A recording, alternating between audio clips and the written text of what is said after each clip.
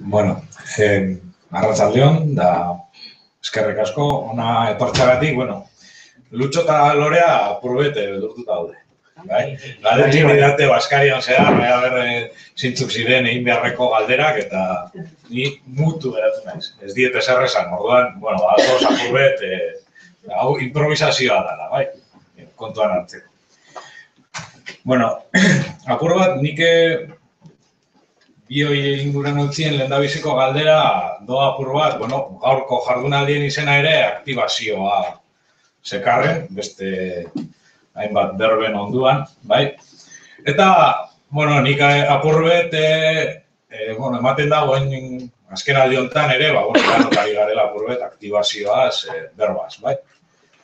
Igual ni zinaz apurbet laburtxue, eta, bueno, aktibazioa entzuten dudanean ez dakit zer esan nahi dugun aktibazio horrekin. Ez dakit denok igual ulertzen dugun, baina, bueno, nik bai galdetu gura neuken aktibazioa, bai, esaten dugu behin da berriro, baina aktibazioa zertan, edo zertarako.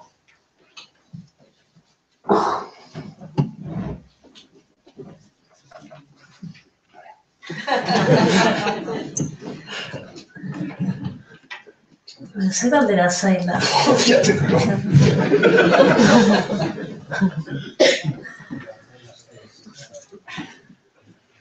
Aktibazioa zertarako eta nola edo horrelako zerbait? Zertan.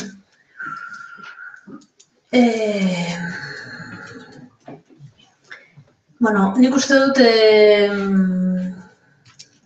aktibazioa beharrezkoa dela menpeko edo subordinazioan dagoen edozein egoerari aurre egiteko, ez? Eta subordinazioa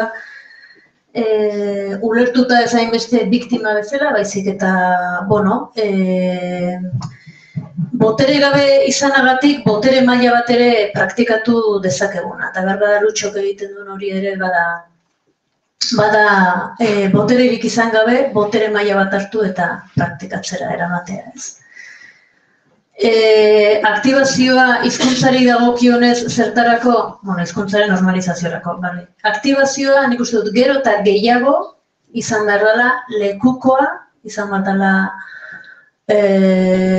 partikularra, izan behar dela ekimen jakinekin, adin, genero, jende, multzo, herri, zonalde soziolinguistiko, ez egiten iruditzezat, gero eta ekimen gehiago egin behar dira konkretuki behar den horretarako. Aktibazio mota diferenteak egongo dira. Eta lehen, bueno, Iñakik ere aipatu du, eta segurazki ekimen eta diskurso guztiak ongi etorriak izango dira. Eta batzuetan funtzionatuko du identitatearen paradigmak, eta beste batean ez du funtzionatuko identitatearen paradigmak, funtzionatuko du oxigenoarenak, edo funtzionatuko du justiziarenak, edo generoarenak, edo eta ez dakit hizkuntzaren ekologiak, edo, bueno, ez dakit, edo zer gauzak ez. Orduan uste dut, aldian asmatzen jun behar garela. Asmatzen jun behar horretan, uste dut importantea dela, nun norekin zertarako gauden, eta horretan, oinarrizko galdera bat dagoela, ez da guk aktibatu nahi dugun jende hori edo, ekimen hori edo, gune hori edo, alegia, nor dago hor, eta hor dauden horiek zer nahi dute. Askotan gugoaz, hau da plangintza, hau da egingo duguna, hau da, bai? Eta berba alderantziz da, ez jun, eta esan behar da, zein da plangintza, zer egin nahi duzue, zer lortu nahi duzue, onola nahi duzue, eta uste dut hori egiteko modua zentzu horretan importantea dela. Alegia, parte hartzaile izan dadia benetan, da parte hartzaile izateak esan nahi du, bueno, interbenitzen edo parte hartzen ari garen gune horretan egon daiteke hitza erabiltzeko aukera eta egon daiteken botere apurra edo diru apurra edo baliabide apurrak konpartituak izan da direla.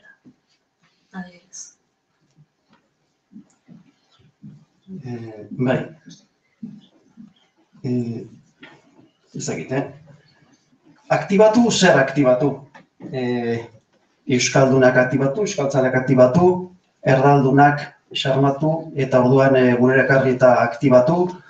Niri erdaldunea asko interesatzen zait, ze uste dut, neurri batean hori lagata daukagula, kakotxartean, askoz gehiago egin dezakegu, ez euskalgintza moduan, baizik eta, ez dakit, gizarte moduan.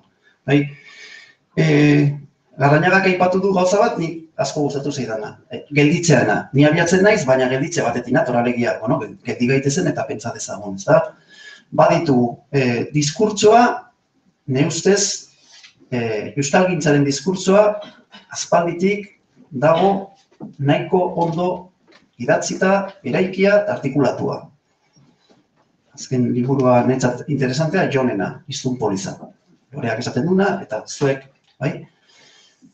Arazal dauzkagu, diskurtso horiek zabaltzeko, jendearen gana jatzeko, eta jendea aktibatzeko. Eta zenbait barne zalantza gauza batzuekin, eta nik aipatu dut, inpozateketaena. Ni oso grabe egiten zait, oso larria. Hori, gure diskurtsoan, beste gauza bada nola plazatzen garen. Nien naiz tuterara joango, eta zango diet, ezke, danok ikastea behar duzu euskeraz. Bueno, hori da, lehen aipatu da, ez dakite, adarretatik janoan, baina politizazioa, ideologizazioa, bueno, politika aktibo izatea, jokatzea. Baina ideien mailan gauzak ne ustez garbiago euki beharko genituzketan. Nik uste hemen, bentsat maila horretan baditugula, orduan, diskurtsori badago. Nik ikusteet euskerak behar du alde batetik, eta ez bakarrik euskerak, baina euskerak ere bai, sortzen duen guztia, eta orain arte lortu du, baina nik hor moteltze bat ikusten dut azken 20 urtetan, iraunaraztea, gaur egun, irauten duten gauzek balio bikoitz, hirukoitz edo laukoitz bat daukate gure gizartean. Gizarte likido baten, irauten duen gauza prestigiatu egiten da. Gertuko adibidea jarriko dut, kafeantzokia, Bilboko kafeantzokia. Bai? Orduan, nik uste, eta hori euskalgintzarako be importantea da. Aktibatu bai, baina beti ere iraunarazteko. Eta estrategia. Baina estrategia, barkatu, eta estrategikoa. Ne ustez, euskera gaurkoz ez du lortu, lehen ez dakitea, baina ez da estrategikoa. Guretzat bada, baina masen komunikabidetan, gure alderdi politikotan, hori Jonek be ondo jasotzen du Iztun Polizan, eta badakizue, ez da estrategikoa. Bilbon zer da estrategikoa? Bilbo estrategikoa da, demagun, alondika. Ondo pentsatuta, urtero udaletik 5 milioi euro. Zer da estrategikoa? BBK Live. Urtero udaletik 1.200.000 euro. Etxe pare baino gehiago. 3 eguneko kontzertutarako. Eta de puta madre.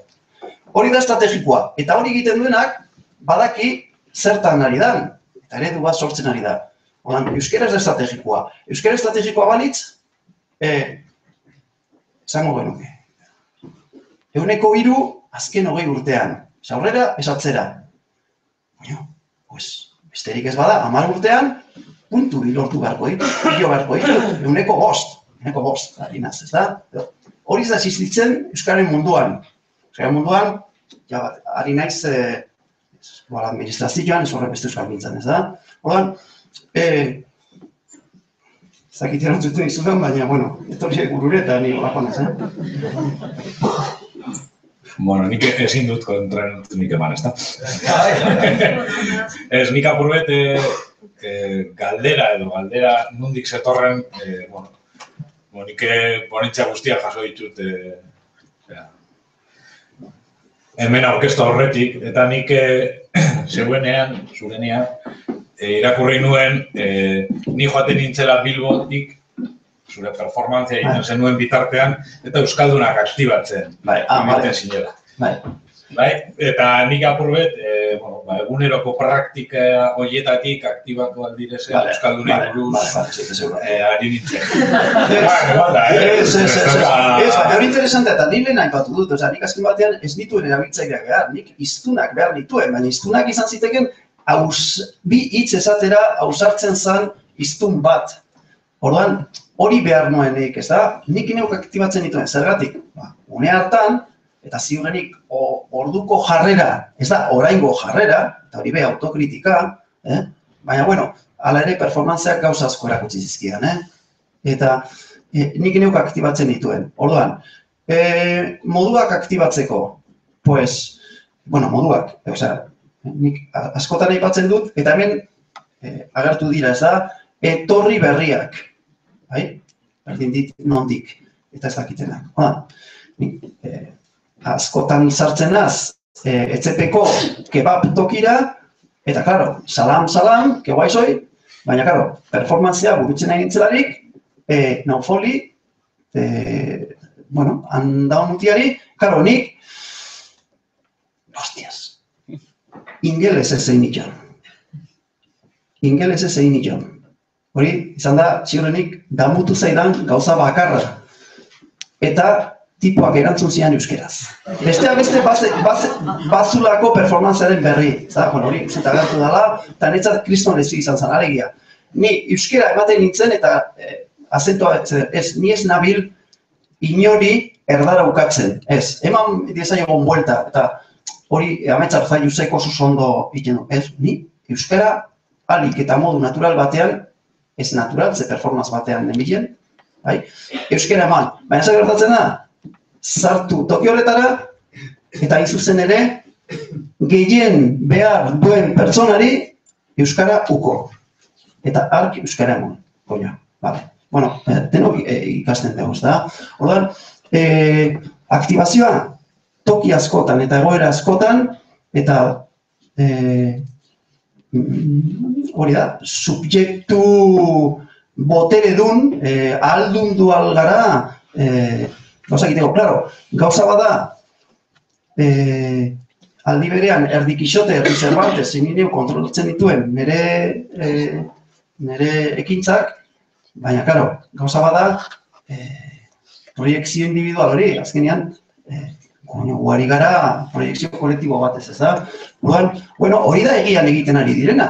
Eta ikusiko dugu zenolako ondoriak atatzen dituzte. Nik, hau, barkatu performantzia burutu horretik nik banuen, eta zuk horren berri badakazu, nik banuen beste ideia txoro bat edo.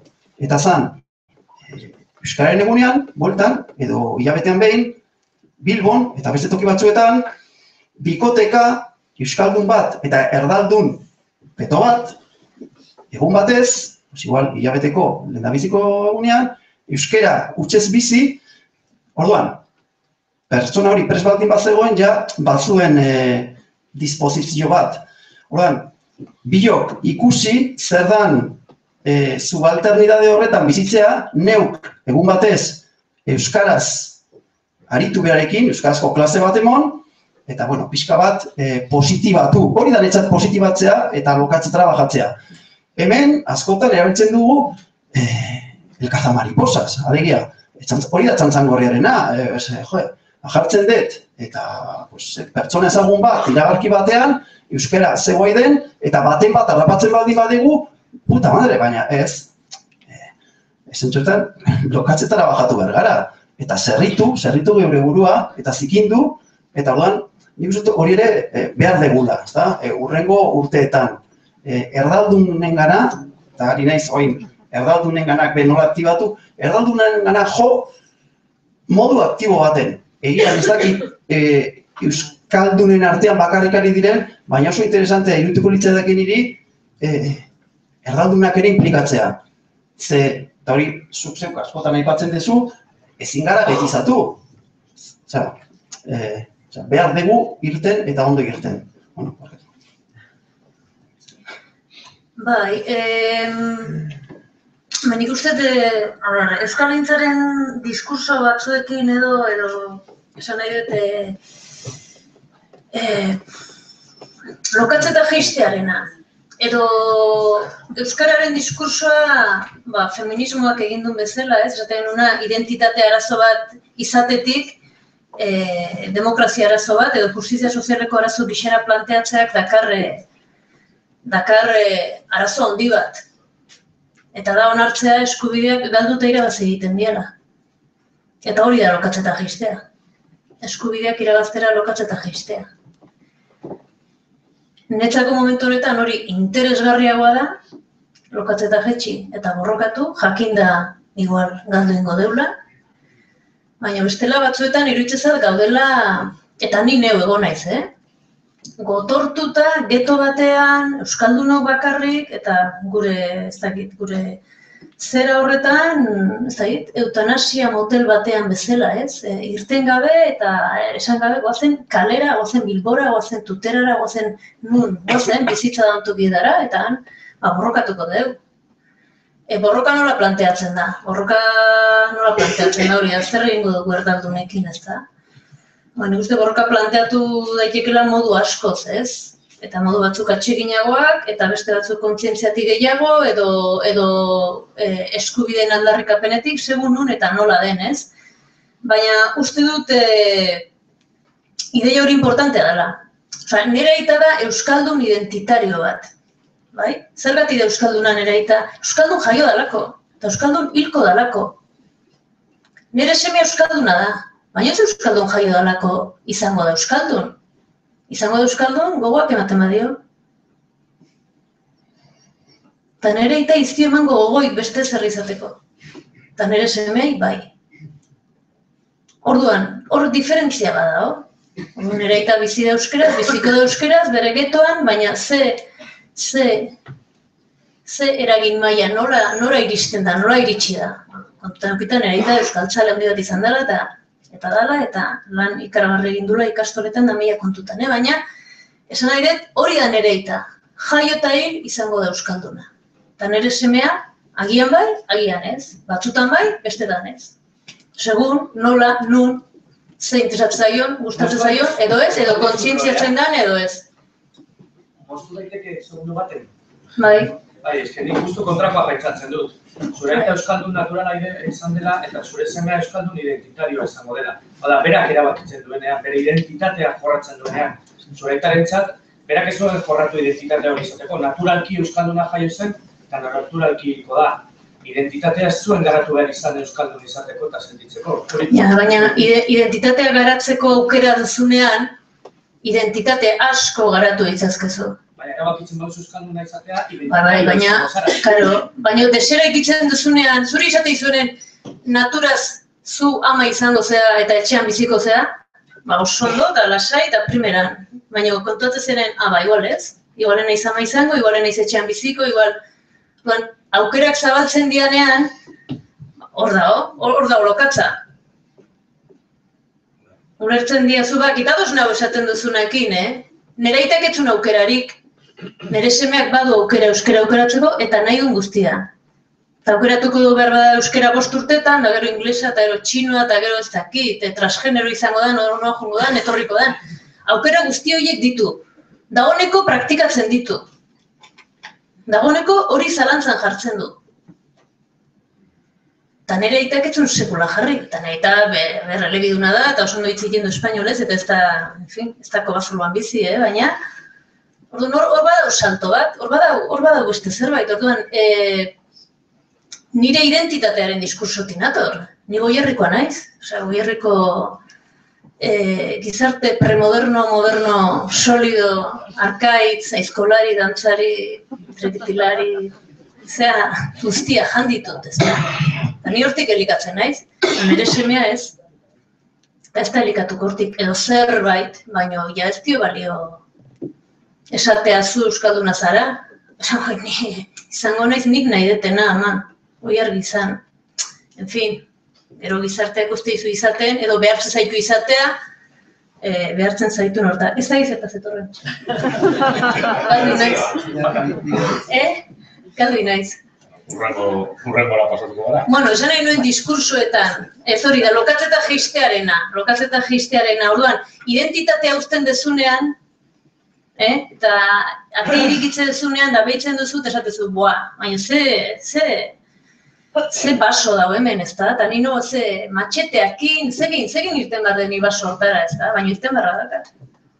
Eta uste dut hor, galdu edo irabazi horre egin dugula. Ez dugula irabaziko euskararen etorkizuna eta hori diskutigarri izaleike, baina ez dugula irabaziko hainbeste azpeitian edo ataunen, irabaziko dugula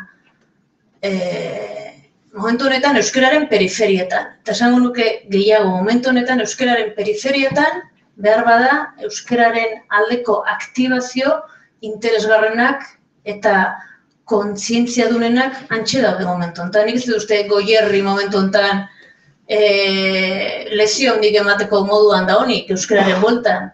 Eta behar bada bai Gorri bai, eta behar bada Tutera ere bai, eta behar bada Bilbo Ezkerraldea ere bai, eta ne uste periferietan dagoela. Iritsi bada.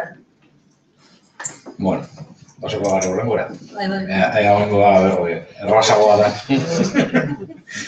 Gaur, lehen esan dudan moduan, gaurko gaietako bat aktibazioa zen, baina, gaurko gaietakoa esan feminismoa, baina nik uste dut, goiz osuan zehar eta arratsalde osuan zehar emetik bueltaka eta ibili dela feminismoa, uste dut, egile hemen egon diren guztiak aipatu dutela, edo ia guztiek, eta ni ere originala izango naiz, eta nik ere aipatu ingo dut, bai.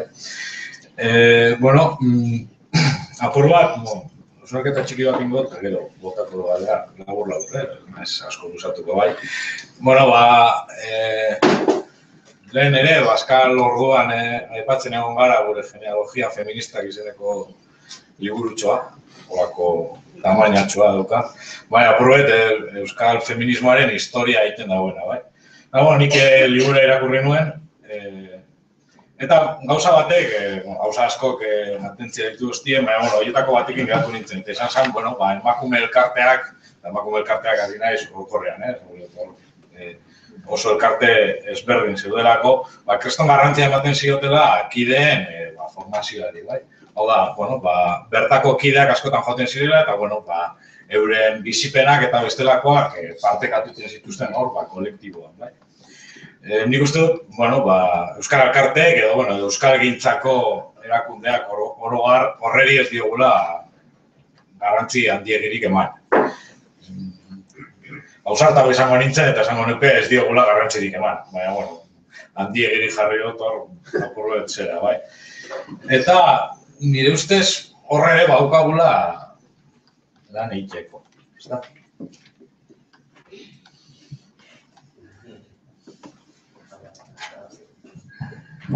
Nik honetaz ezak gauza handirik ezateko, besteak beste, bilen ezagutza eduki beharko nuke eta ez dakat, ez da, esateko, ez dakit, talde feministen dinamiken berri handirik ez dakat, eta aregitzia ez dakit emakume elkarteak, eta gero, adibidez, gaur aipatu dira, jabekuntza eskolak eta hori, netzate termino berria ez meren ezagutzen, behaz ez dakat. Baina bai gauzatxo bet, bai komentatu nahi dut, gogo eta giza, eta da pertzepzio bat. Euskalgintza, eta percepzioa da, Euskalgintza ez dut ezagutzen, osea, igual, zenbatela, ikusten du, Euskalgintza zahartzen ari gara. Niretako 35 urtetik aurrera, eta ni 46 urte azket, dinosaurio.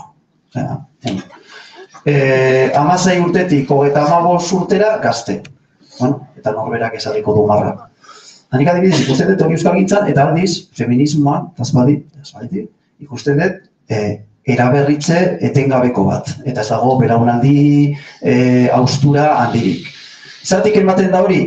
Hain zuzen ere, erakargarria dalako. Eta ziurrenik, emakumeek eta emakume gaztek ikusten dutelako zer egina eta zer esana daukatela. Eta gainera, hausart. Berdin dit transfeminismoa erabiltzean, berdin dit estatu feminista erabiltzean, horretan ari, nik ez dakit hori benetan horrela den, baina nik euskalgintzan kanpotik,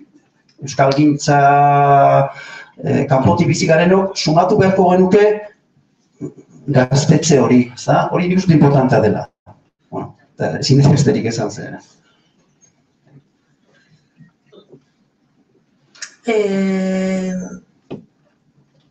Egin duzun galderaren bueltan, igual Egia da, feminismoak edo emakume taldeetan lanketa bat egiten dela oso pertsonatik, ez? Oso zuretik esan nahi dut.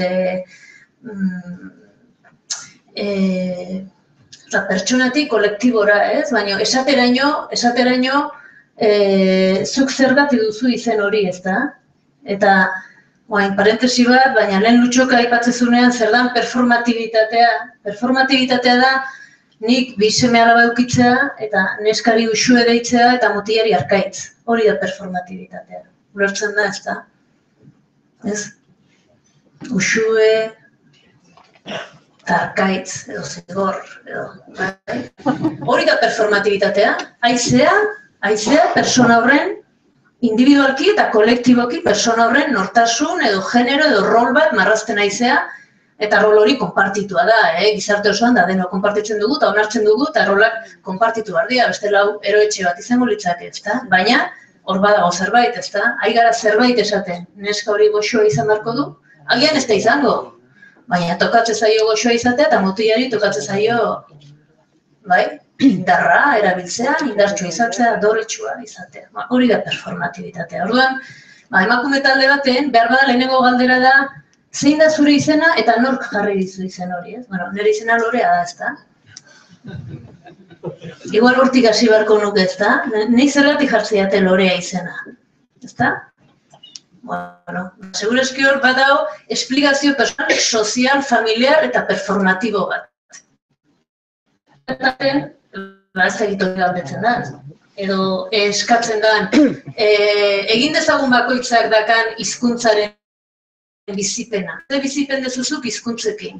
Hasi euskera noiz ezagutzen duzu, edo ze hizkuntza, zein da zure ama hizkuntza, ze min ematen dizu hizkuntzako ez dizu ematen, ze nore iriste zara, euskaldun berria zara, etxetik jaso duzu, ez duzu jaso.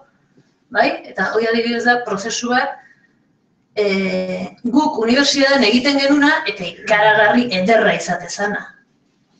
Ikasle bakoitzak kontatzen zala bere historia linguistikoa, ez? Eta horra gertzen zian, poz eta min mordo bat personaletik, Eta orduan, hori feminismoak, eta zuri irakurri izan dizut, justu, igual euskaren munduan hau zela dantu, ez? Euskaren mundua izan dela askoz, Jose Mizumalabekoek, Marta Luxan eta Pilik eta esango luketen bezala, militantzia eredu klasiko bat, ez da? Agatoz, bilera, 8:10 eta hori marra pankarta jarri jun, etorri, pum, pantz, eta izan erabaki. Eta hor, ze tratu dau, ze zaintza dau, zergatik zaude, zergatik ez zaude, zer ematen dizu, zer kentzen dizu, zergatik dakatzu obligazioa utzita juteko norbait izateko, zergatik ezin da militantzia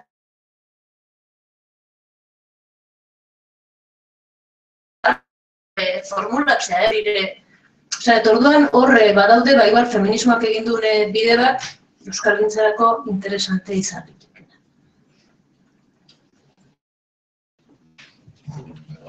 Hortik zikoa. Bai, bertu dut. Aprobatu dut. No te explica. Bueno, beste galdera bat ingo dizuet, zaki denbora aldetik zelan gabitza. Ondoan jarraituko dugu nahi. Vale.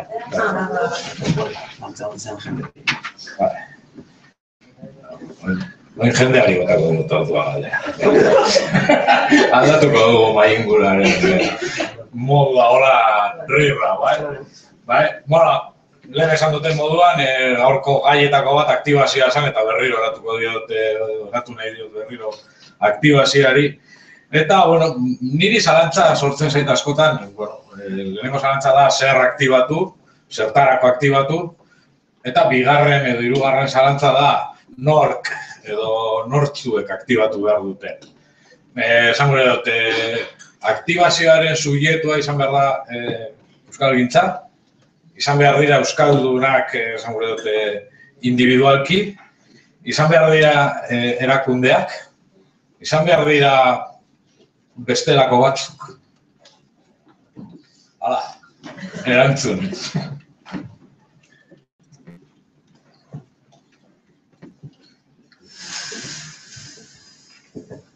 Aktibazioaren subjektuak, administrazio aipatu ez zulako, eta egun oso ez eta aipatu eta bezala nahiz, lasai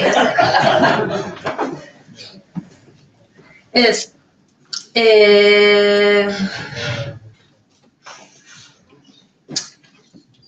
Nik sinisten dut edo sinestu nahi dut herrigintza, euskalgintza eta erakunde publikoen arteko elkarlan, zintzo eta horizontalean.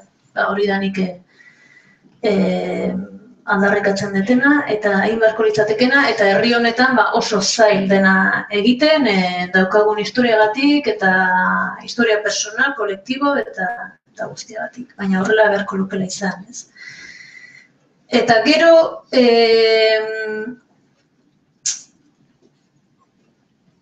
susmoakat edo administrazioak ez ote du sustapen lan gehiegi egiten eta arautze eta legeztatze lan gutxiegi. Hori da nire susmoa. Eta gero, ez badau arautze eta legeztatze lanik, eskubideak ez dira eskubidea dira kapritxoak. Zuk eskubidea zu ez badu jasoa da zure kapritxoa. Euskaraz egitekoa edo txinoz egitekoa. Kapritxoa duzu, moldatuko zea, eta kito ez, baina inork ez dizu abestuko ez. Orduan, batzuetan ez otedan sustapen gehiegi eta legeak edo beharrezkotasuna, esan nahi dut, azkenean gizarte guztietan funtzionatzen da legeen bitartez, eta legeak behartuz, bai? Eta legeak aplikatzeko, beti izaten dugun bezala bi modu ez da, behartuz eta lagunduz. Esanet ez da bakarrik, legea hau da, eta hemendik aurrera hemen dana euskaraz egingo da, ez, horrela da, jarditzagun bideak horrela izan dadin, lagundu dezagun, ez? Eta sustapenarena eta horrelakoak nik esango nuke, ez daula gaizki administrazioak horrelakoak egitea, ez? Eta bereziki kanpaina konpartitu eta herrigintzarekin batera egindakoak balira. Edota sustapen lanak herrigintzako mugimenduei utziz edo baliatuz. Hau berdin dio. Gatera zintzen aktibazioa... Zeinek egin.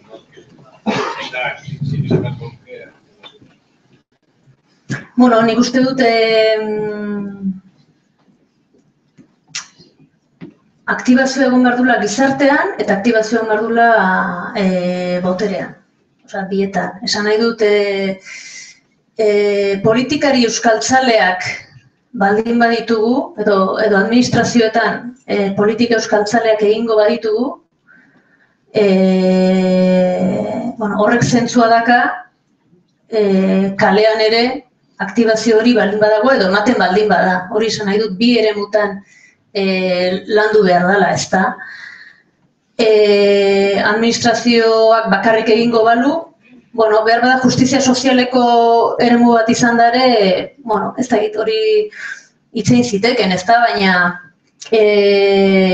beti da interesgarria mugimendu sozial bat egotea administrazioa akuiatzen, ez? Baina ez horregatik administrazioak ez du esan nahi ez duenik bete beharrik, egon edo ez eskaera, neurri batean, naiz eta badakigun dena dela erlatiboa eta baina, muga batzuk, justizia sozial batzuk eta objektibaz jarri beharren dauden beti ere, ez da. Atzo egon itzen kupeko batekin eta esatezian, kupek ze zentzu du parlamentuan, ez?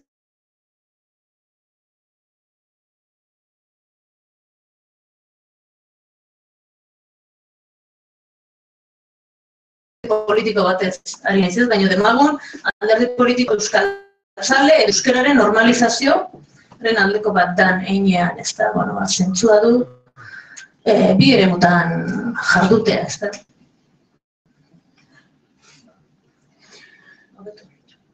Bai, ezagite, azken finan honetaz nork bere ideia du eta zeinek aktibatu eta nor izan behar duen subjektua zeinek aktibatu. Badarama txau, ez dakizen bat, 50 urte, eta etengabe aktibatzen ibili gara, eta herrigintzak, eta euskalgintzak, eta administrazioa berak bai, ez da? Nik uste administrazioari, eta neu naiz dena hamaika desadostasuna hartzen, baina administrazioak ere bere lana egin du, hori aitortu behar da. Horan, pentsatzea zein egin behar duen ez, egiten jarraituko duzu zuek eta administrazioak. Horretan, guk ez daukagu gainera, ez daukagu almenik, horretan, agian nola, edo Joan Sarasuak erabiltzen duen prospektiba hitza gustatzen zait, eta ni adibidez performancean sartu nahi nuen, ez da? Bueno, zer gertatu da Euskararen inguruan Bilbon azken 20 urtetan, eta nolako izango da Bilbo datozen 20 urte barrua adibidez. Ez da, nik uste oso ariketa importantea da, eta nik uste prospektiba antolatua egin beharko genukela, alegia Bilbo bertan, euskalgintzak ariketa horiek egin beharko lituzke. Jakiteko, alde batetik geure burua esen gainatzeko, eta behar da, jakiteko noraino aiatolaren, eta zer espero aldugun.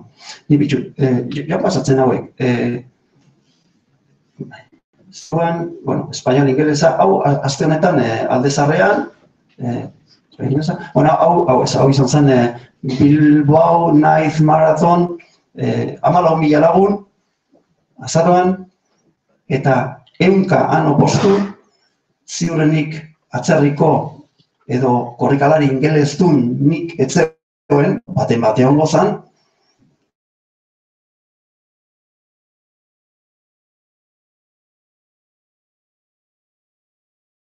Bilbok sinatu du txatzagorria, ez daukagu euskara ordenantzarik. Hori oso serioa da.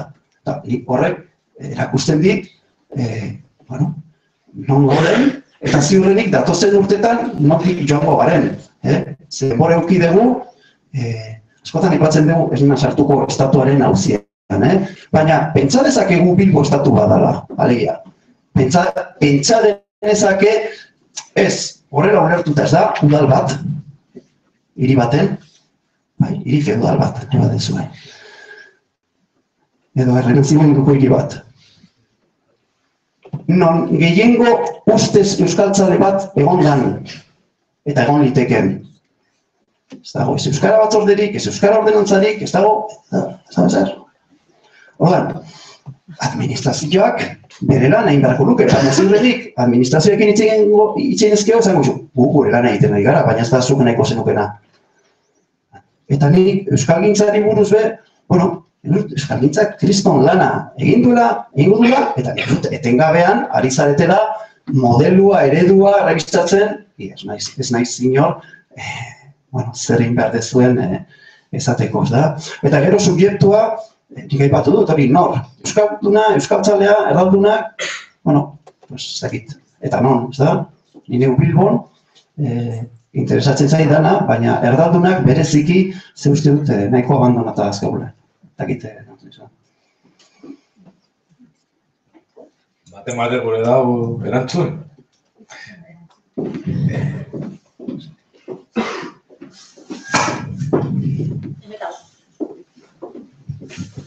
Kaixo, nik zalantzak ikusi ditut mailan. Gaur goizeko hitzaldiak kontuan hartzen baditu.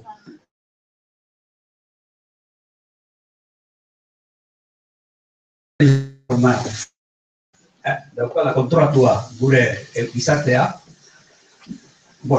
Orokorrean, nire ustez, alderdiek horien kudeatzailea dira. Egoera horren kudeatzailea. Egoera horren aldaketa planteatzen duenak, alderdietan, nik oso gutxi ikusten ditut, efikazki lan egin bitzat. Beraz, niretzako aktibazioa herritar antolatuak egin beharreko gauza bat da. Eta, eskatu guineke alderdiei erreskata ezatela herritarren lan hori. Jorokorrean, sistema bat ez dut erreskatu nahiko, noski, kapitalismoaren alde daudenak, ez besteak ezakit. Demostratu behartu dut eroizbait, hori egingo dutela. Eta kontestu hortan, niretzako ez dago sustapen egingo dituzte gauzak. Eta historia daukagu, luzea, mendetako historia daukagu administrazio zer egin duen Euskal Herrian, eta azkeniko 30 urteotan, edo 30 urteotan ere bai, zer egin duen administrazioa, beraz. Nik hortik ez dut, espero, herria ez bada antolatzen, eta ez badu esaten, hau hemendik, handik, hortik. Lortuko du ez, lortuko. Baina lehen, ez da inola zan, exactamente, demoak, eta bitikoak, orokorrean oinak tekundan diskursoan, nik hori ala ikusi dut. Eta ez dakit zergatik zabantza gartzen ez zuen orain, o zabantza daukan mailak, administrazioak ere egin derroten du.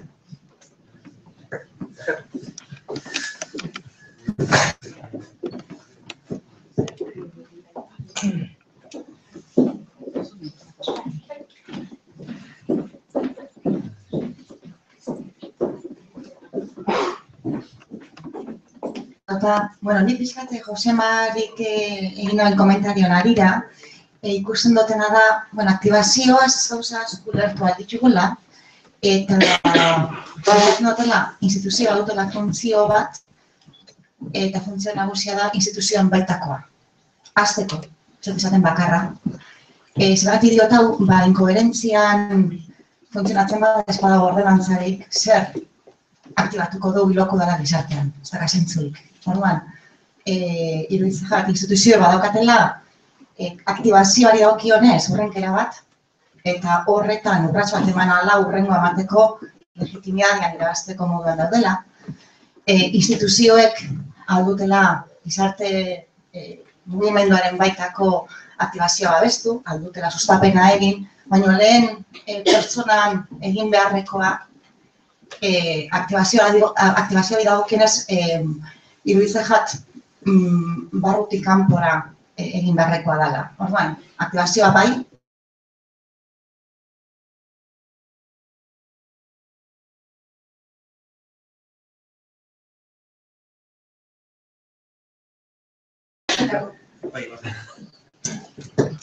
Ezagizki ulertu zaigun,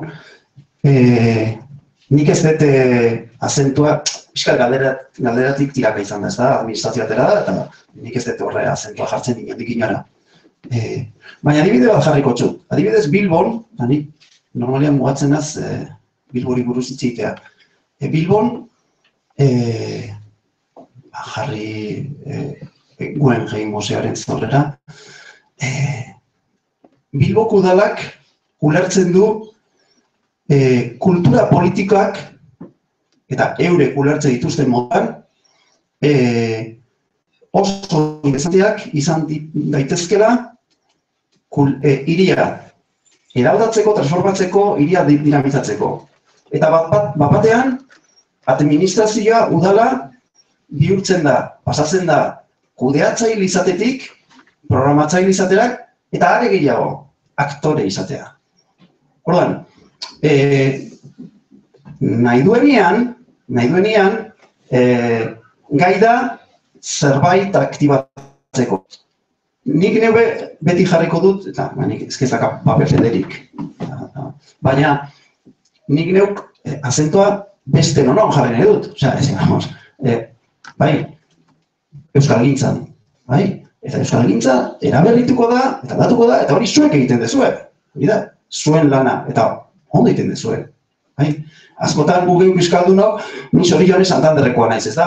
Eta ibiltzen gara, geure buruari, hilduratzen, eta ez, baina bai behar da, ekin, eta bai.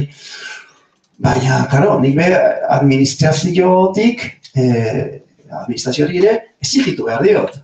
Bai, ez da sinesten aktibatuko dula ez, eta gainazkenik ez den nahi. Baina, bai, exigituko diot, sortu, ez dakite, hau aldia saltzan diak, baina sortu alderdiak lehendabiziko estatutoak eztabaidatzeko sortu zitunean edo kaleratu zitunean, bueno, niri pasatu zizkiaten, eta euskarari dagokionez, 7 puntutatik, 7 baitziren, lauk zerikusirik zakaten estatuarekin. Estatua sortzen denean, ez dakit zer, estatua sortzen denean, bueno, ja ematen zuen dana konponduko zela, eta nik ezakit estatuaren atzian zegoen administrazio bat, ez da, bai, ez dakit. Baina, administrazioa hemen lehen aipatu da, ez da, lehendabiziko bai Elgoibarren eta behar hori badago, ez da, aktibatzeko lan bat bilatu behar da. Agian Elgoibarren erraza izango da, Bilbon nahiko ezinezkoa da, ez beti talka eta topo egiten dezu.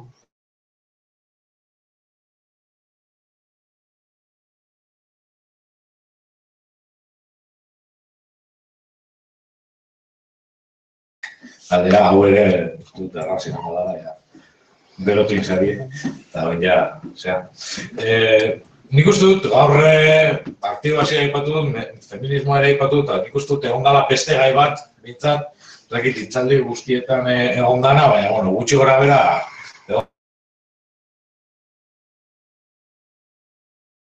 diola sari eta zigor sistema, zeuk ere sari eta zigor sistema erabili dozu, azkenean horrek danak arau sozialaren berbaiteko beste modu batzuk dira, bai? Nik uste dute, hemen, nik bintzat Euskaldunen aktibazioa ulertzen dut arau soziala zelan bait eskibatu egiten duten Euskaldunen modure, bai? Seguramente izango da nepe neko eremu erraldunetik ere banatorrelako, bai?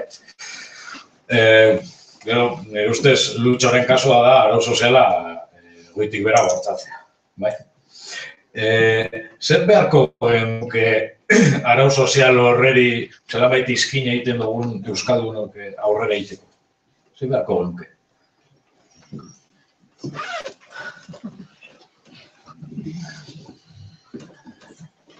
Niri adibidez performanceak eta karo ni, nolabait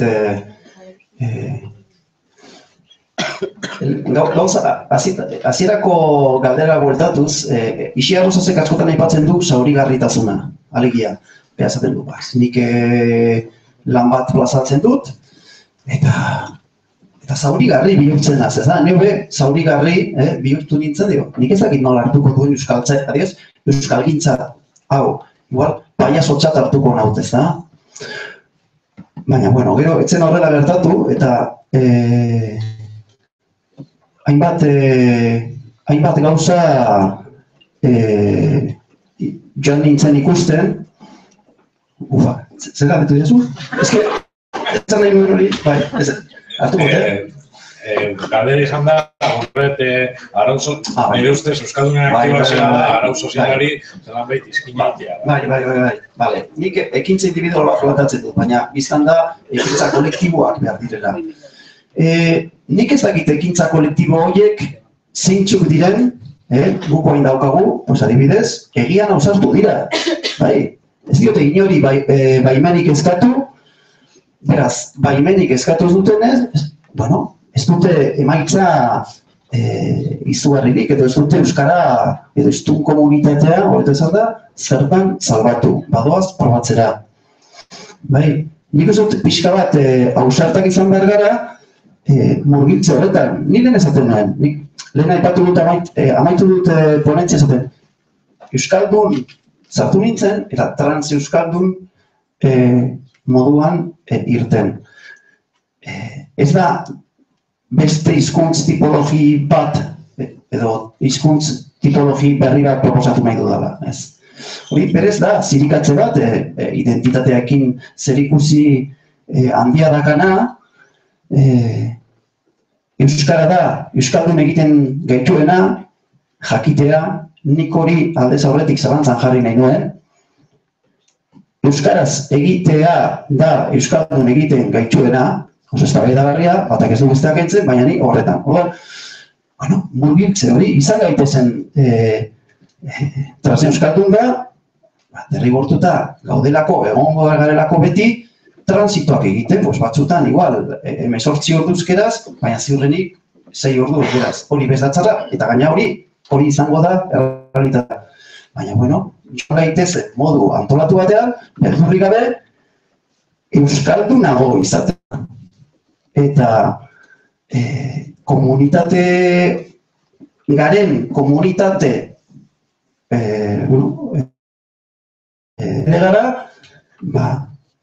benetan murgiltze handiago batzuk egitera. Ez kixote baten moduan, nire behatzen kixota da bat, zetan azan, proiektu artistiko baten partea, baizik eta ondo pentsatuta, bigaitezen, egian, euren ondorioak atako dituzte, edo ez, baina pentsan dezagun, bideo horiek ere urratuak direla. Harrika da? Ez dakit harrika da, baina,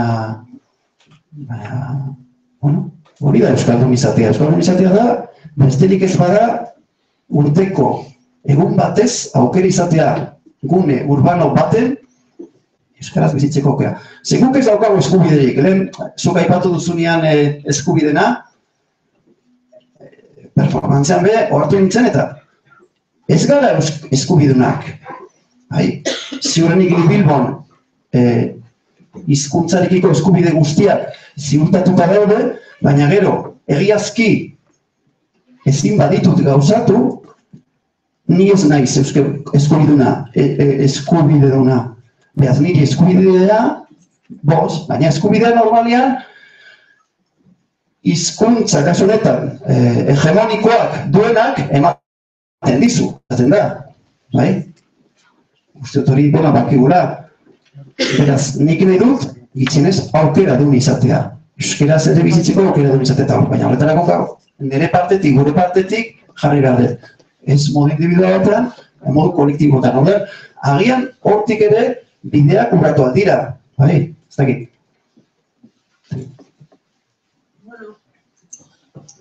Zerbait esatearren, eta igual errepikatuko naiz, ez? Baina arau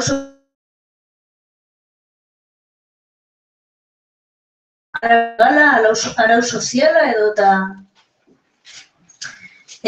zentzuzkoa denaren monopolioa, ez? Eta zentzuzkoa denaren monopolioa da gazteleraz egitea, frantsesez egitea, eta askoz gehiago preokupatzea gure seme-alabak gazteleraz ez badute ikasten, euskaraz erdipurdi egiten badute baino, ez? Hori da, normalena hori da, euskara ez. Horri nola ineskin, ez? Nezako importantea dira desnaturalizazioa, osea, hizkuntzaren gainean da hiztunon gainean transmisioan jaso dugun begirada guzti hori, euskara hizkuntza txikia, aula, eta oraindik ere, aula da, babestu guzti hori, etxekoa, txakurrai egitekoa, unei egitekoa, hori da, gure praktika, ez da, guzti hori desnaturalizatu behar dela, hori dana, esan izkezta horrela, ez? Feminismoak egin duen bezala, ez da? Erantzako hori interesgarria ez horrek ematen dizu botere bat, edo ematen dizu lotxagabetasun bat, edo ematen dizu nor zaren esateko modu bat, ez? Eta bestea horrekin lotuta da, boteretzearena, ez da? Jabetzea.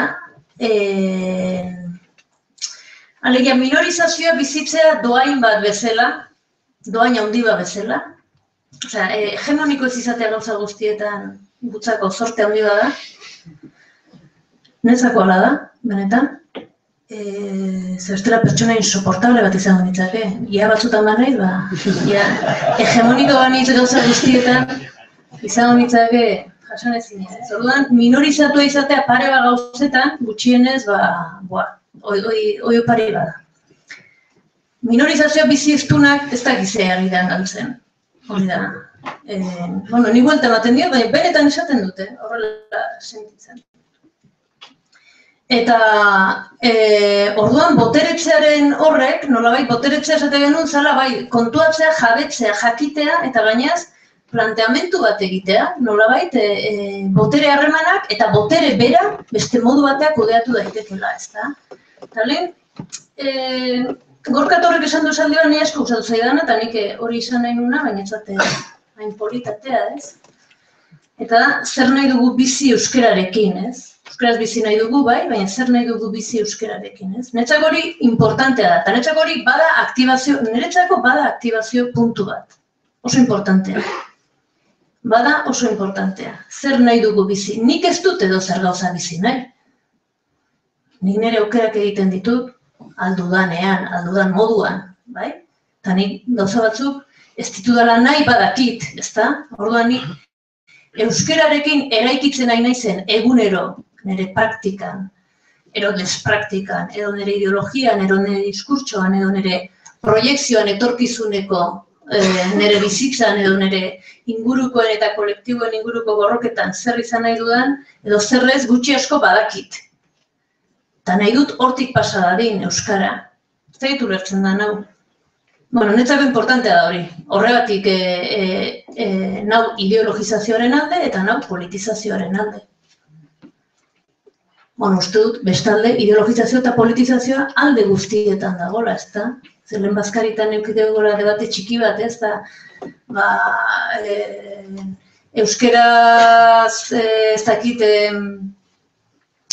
behar bada euskera dana balioekin ezin da lotu, ez dana balio, ez dakit, antikapitalistak, ez dakit zer, edo naturalak, edo beste hezkuntza modua.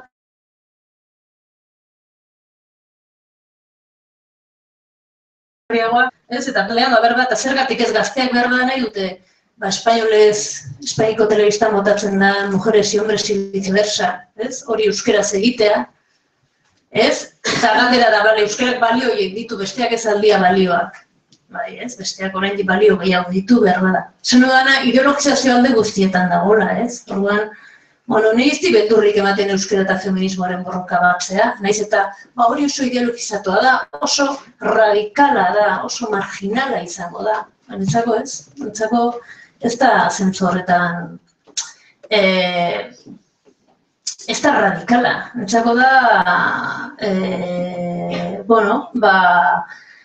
nik nahiko nukeen gizarte baten bi borrokagune aizpak, ez da? Eta, hemen badaka liburu bat oso interesantea, oso erresa, interesatzen bat zaizue, eta Chimamanda Ngozi Adichie Afrikarrak idatzia, batzuk ezatuko, todos deberíamos ser feministas. Suediako eskoletan, aurten 12 urteko ume guztiri, derrigorrezko irakurketa. Bueno, oso erresa da, oso polita da, eta idazten du, bera idazlea da, idazle afrikar bat, emakumea, bai? Eta, kontatzen du pixka bat zergatik, ez? Eta, hemen kontatzen duen hori, eta beste testu askotan, todos deberíamos ser feministas, edo guztiok feminista izan beharko genuke, jarri liteke guztiok euskaltzale izan beharko genuke. Edo guztiok aniztasunaren aldekoak izan beharko gineke. Edo guztiok berdintasunaren aldekoak izan beharko gineke. Netzako sinonimoa dira. Horregatik niretzako daka zentzua Gorkak planteatzen zuen hori, ez? Zer nahi duzu bizi euskararekin. Zentzu horretan, eta baita ere, lehen esaten dut zentzuan aktibaziora bagoaz, aktibatzea nahi dugun horri protagonismoa eman behar zaio. Eta galdetu inbarko zaio, zuk euskararekin zer nahi duzu, edo beste modu batera, zuk zer nahi duzu. Bai? Nik nahi dut, hau, bastakit, 12 urteko gazteek zer nahi dute, hau, pasadadi euskaratik. Bai? Antolatu ezatela, egin dezatela, eman espazioak, eman lekuak, eman baliabideak, eman aukerak, eman boteretzeko lekuak.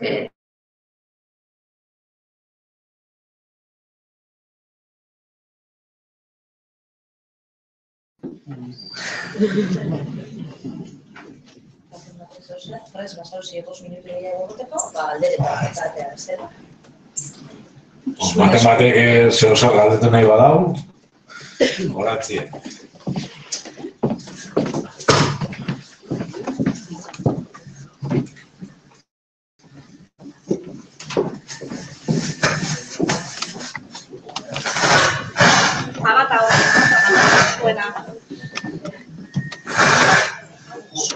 Amata usuenak.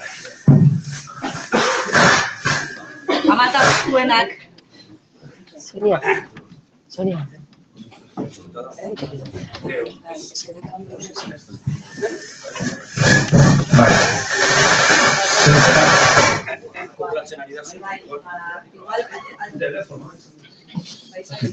ver.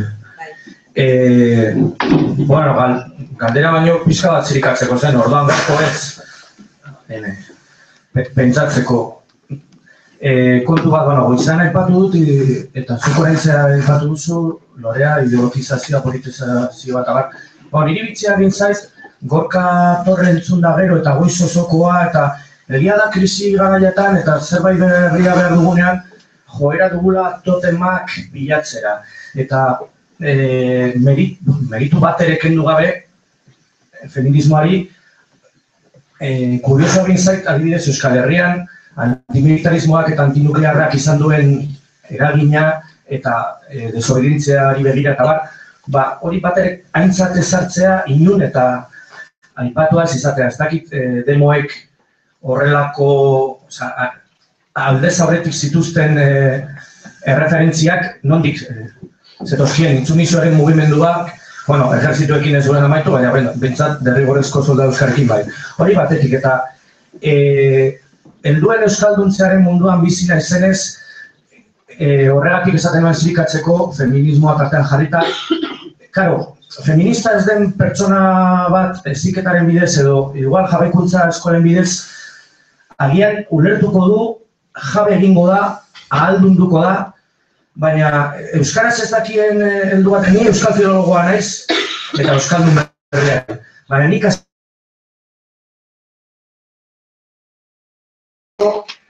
titulu unibertsitarioa ateratzeko baino. Fakultatean egunero 2 ordu ez nuen ikasten sekula.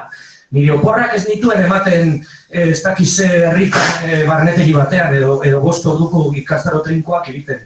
Eta nik ikusten dudan problema bestelako mugimenduak eta euskaltzaren mugimendua parekatzen ditugunean hori da. Aldundu daiteke euskara daukana, eduki duena edo ikasteko, baina problema da gero ikasi egin behar dela. Eta aekan eta helduen euskalduntzean hori da gure kezka nagusienetako bat. Emango dizut hitzaldi bat sustapenari begira, baina bertor euskaltegira 5 urtez, zure denbora libretik 2 ordu eman da.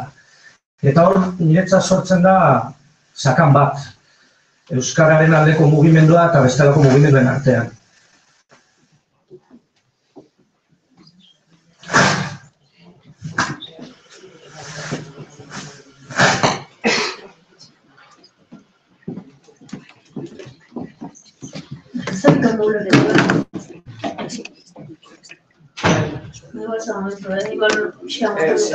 Denbora guztiak feminismoa erabiltzen ari da, referente gisa, alduntzea acabar, eta gainera, batu behar dugula euskaltzaletasuna eta feminismoa hori aurrera egiteko euskararen ikuspuntutik. Baina nik esaten duena da... Eta feminismoaren ikuspuntutik, talde feministak ere euskaltzaletu behar direla. Baina alduntzeko eredua, feminismoak ematen dugun, alduntzeko eredua, balio mugatua duela hitz egiten ari bagara helduen egoera. Euskaraz ez dakiten Euskal Herrian bizi diren helduen egoeraz. Ez da nahikoa alduntzea, euskara ikasi behar duten. Eta orduan hor sortzen da sima bat. Zeni oso euskaltzalea izan daiteke, baina igual ez nago prest, 5 urtez nire bizitza egunero 2 ordu emateko. Eta hor sortzen da arazo bat, eta hori konpontzen ez den bitartean, aldunduko gara eta alduntzen ari gara bitartean, egongo da jendea begiratuko diguna, erdera esaten den moduan, como las vacas al tren. Hori nire gertatzen zait kuadrillan eta familia. Arrazoia izango dut. Baina ni ez nago prest eta ez nago moduan, egunero, 5 urtez, 2 orduz, aritzeko hizkuntza ikasten. Horregatik askotan aipatu da kanpainetan, pilula bat emango balidat eta pilula janda euskara jakingo balu, konponduta. Edo jabekuntza eskola baten bidez, guztiak euskaldun bihurtuko bagina, baina, gure jabekuntza eskola da 5 urtekoa, eguneroko 2 ordukoa. Eta hor sortzen da problema bat, eta hor dago, inposizioa, derrigortasuna, nik uste dut hori ere, datu hori ere, hausnarketan kontuan hartu behar dugula.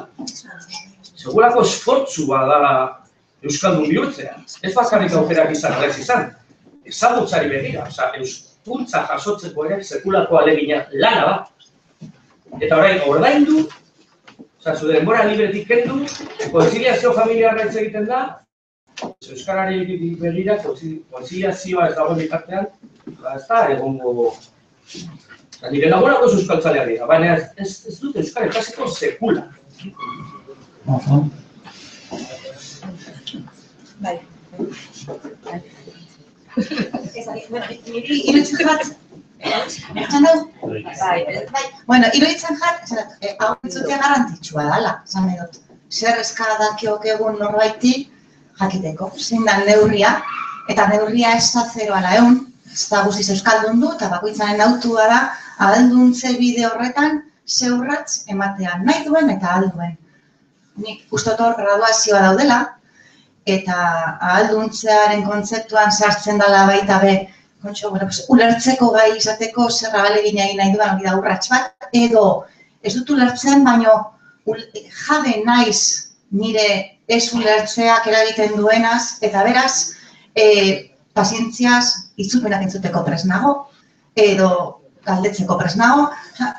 Hor, bakoitzaren abiapuntuzko egoeratik egin aldirenen urratz horrietan, goazen ikustera bakoitza zer egin alduen, eta goazen konturatzera eskatzera goazen ere zer ari garen eskatzen, ari gatzaizkion eskatzen parekoari, nintzuk ez dala 0-100, ez? Ez da horritoko gara.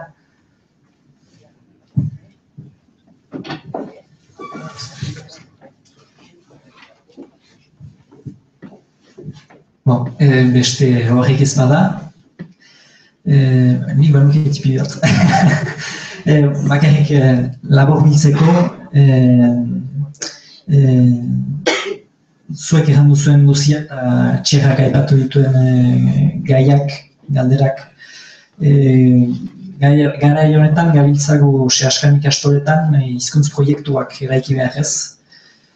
Eta hor, arrakastatsuenak, hizkuntz proiektu garatuenak sortatu dira ez zuzendaritzatik, ez administrazio kontseilutik, ez irakasle klaustroetatik, baizik eta sortaldeak egin direlarik.